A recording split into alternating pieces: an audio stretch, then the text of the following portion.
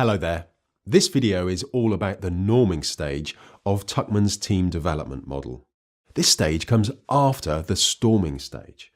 If your team has been in the storming stage for some time now, you'll probably feel relieved that they're emerging on the other side and moving into this norming stage. In this video, you'll learn three things. Firstly, what the characteristics of the norming stage are, so that you'll recognize your team is moving into this stage. Secondly, what the main things are that the team should focus on during this norming stage, the things that need to be in place such that the team moves into the performing stage and doesn't just get stuck. Because your team won't automatically move into the performing stage, some specific conditions need to be in place. And thirdly, you'll learn how you can be as the team leader during this stage. What kind of leadership styles would work best for you here?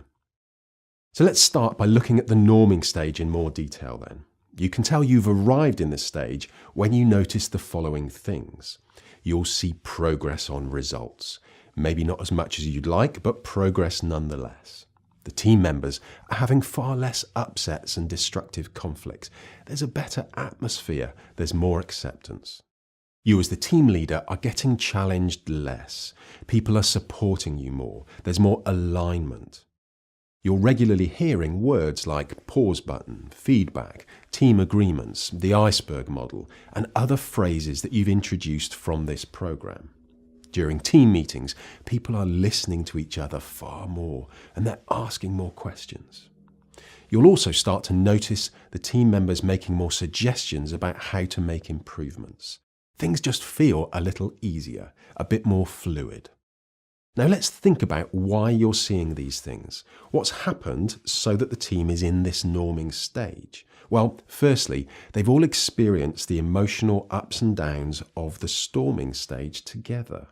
Some have felt embarrassed when they've realised that they've overreacted and perhaps been aggressive. Others, who would normally be quiet, have risked speaking up and saying things that they needed to say. Some personal truths have been spoken. Those sensitive but very important issues have not been avoided. They've been openly discussed.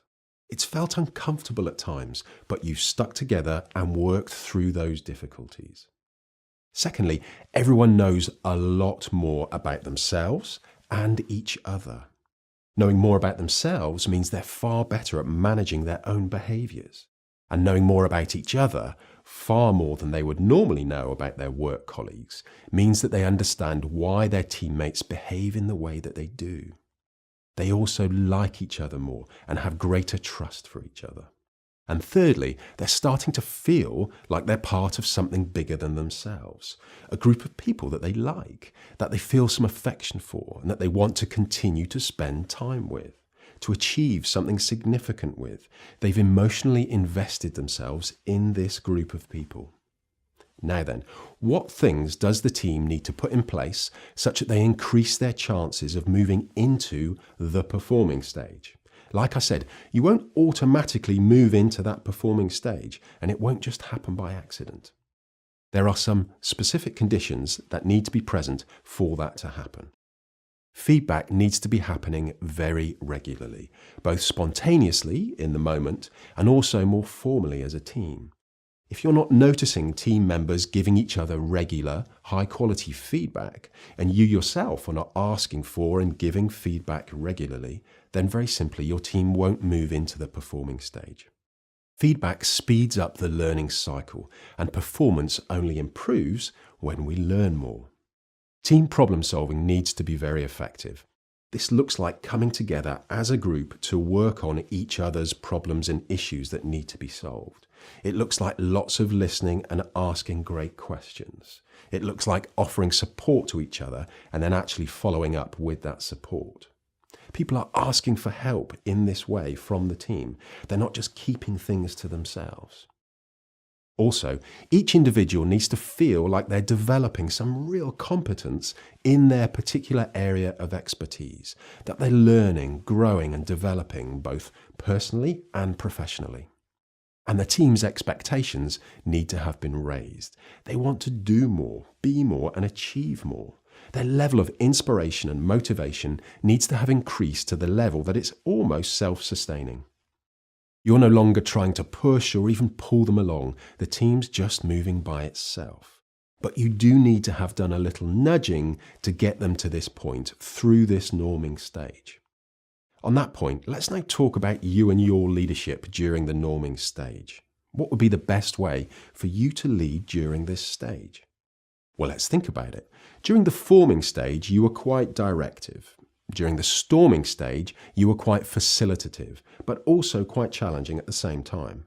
Now, during the norming stage, it's probably best for you to be a bit more like a coach and a delegator, a bit more hands-off, certainly not micromanaging.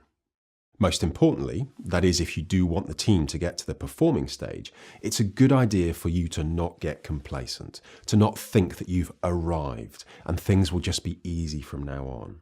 Remember, the storming stage is right behind you, and it won't take much for the team to slip back into that stage.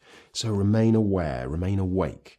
Don't forget your team agreements. Don't forget to ask for and give feedback.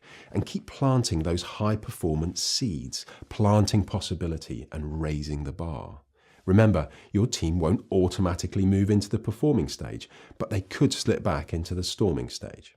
So if your goal really is to create a high-performance team, then this is where you need to pay attention and do those things that have been suggested here.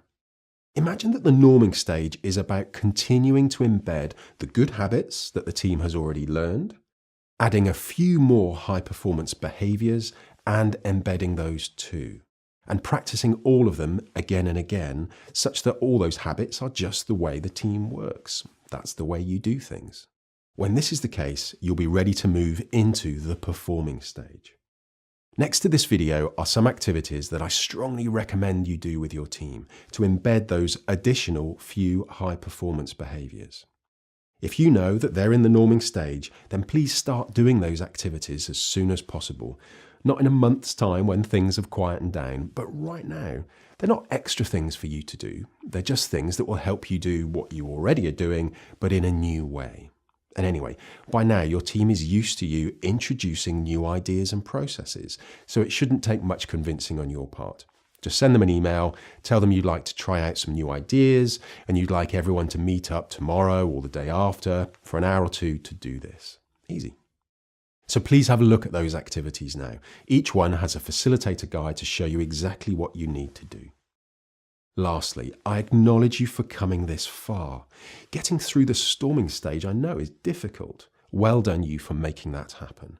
So take a breath, pat yourself on the back, and then get into those activities for the norming stage. And when those new behaviors are embedded and happening all by themselves, that's when your team is starting to transition into the performing stage. And that's when things start to get truly life-changing. So I look forward to seeing you there. Good luck.